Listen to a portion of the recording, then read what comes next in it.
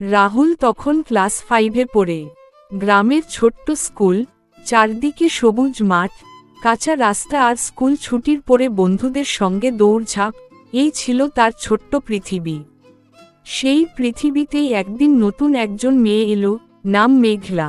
মেঘলার 2 বেনি, কপালে ছোট্ট কালো টিপ আর মুখে সবসময় শান্ত একটা হাসি। প্রথম দিনই রাহুল তাকে দেখে থেমে গিয়েছিল।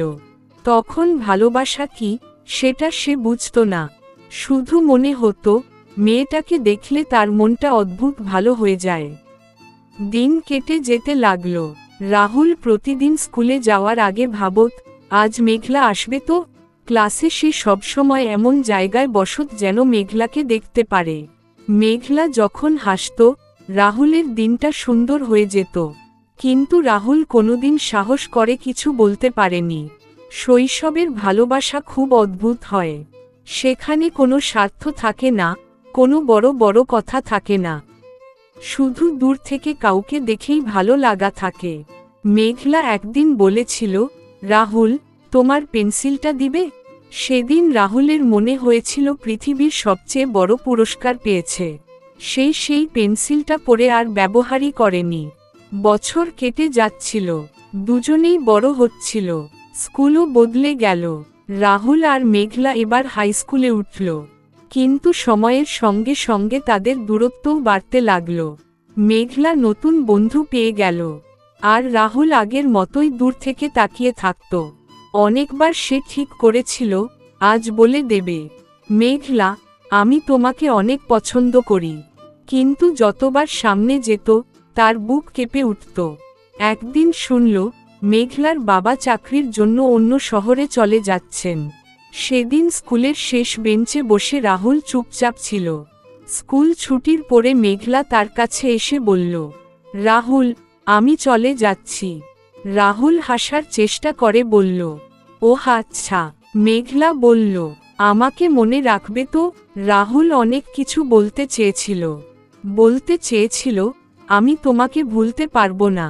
কিন্তু মুখ দিয়ে বের হলো শুধু হুম। সেদিন মেঘলা চলে গেল। তারপর দিন, মাস, বছর কেটে গেল। রাহুল কলেজে উঠল।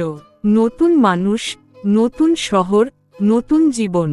তার জীবনে অনেক মানুষ এলো, অনেক মুখ দেখল, কিন্তু কোনো মুখে সে মেঘলাকে খুঁজে পায়নি।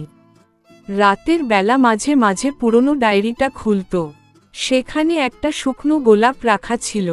মেঘলা একদিন স্কুলে সবাইকে ফুল দিয়েছিল। সেই ফুলটাই সে আজও রেখে দিয়েছে। 10 বছর কেটে গেল। রাহুল এখন চাকরি করে।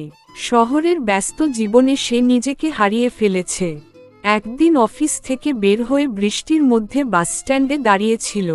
হঠাৎ পাশ থেকে একটা কণ্ঠ ভেসে এলো, রাহুল। সে অবাক হয়ে তাকালো। মুহূর্তের জন্য সময় থেমে গেল। সামনে দাঁড়িয়ে আছে মেঘলা। একই চোখ, একই হাসি, শুধু ছোট্ট মেয়েটা এখন বড় হয়ে গেছে। রাহুল বিশ্বাস করতে পারছিল না। মেঘলা হেসে বলল, এত বছর পর চিনতে পেরেছ? রাহুল শুধু তাকিয়ে রইল। সেদিন তারা কাছের একটা ক্যাফেতে গিয়ে বসে অনেক কথা হলো। পুরনো স্কুল, পুরনো বন্ধু, পুরনো দিন। হাসির মাঝে মাঝে নীরবতাও ছিল। হঠাৎ মেঘলা বলল, জানো রাহুল, ছোটবেলায় আমার মনে হতো তুমি খুব চুপচাপ ছিলে। রাহুল হেসে বলল, আমি এখনো তেমনি। মেঘলা কিছুক্ষণ চুপ করে রইল। তারপর বলল, কিন্তু আমি সবসময় ভাবতাম তুমি আমাকে কিছু বলতে চাইতে।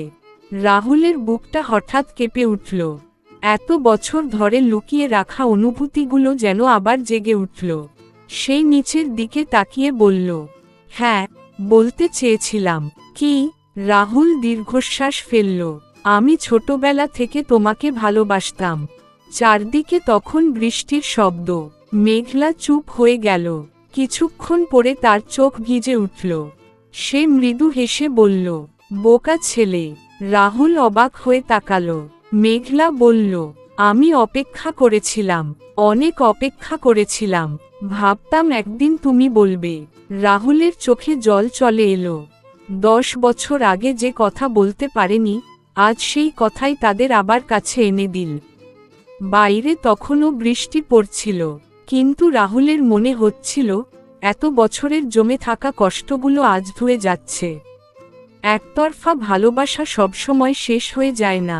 কিছু ভালোবাসা অনেক কষ্টের পরে, অনেক অপেক্ষার পরে ঠিক নিজের মানুষটাকে খুঁজে পায়।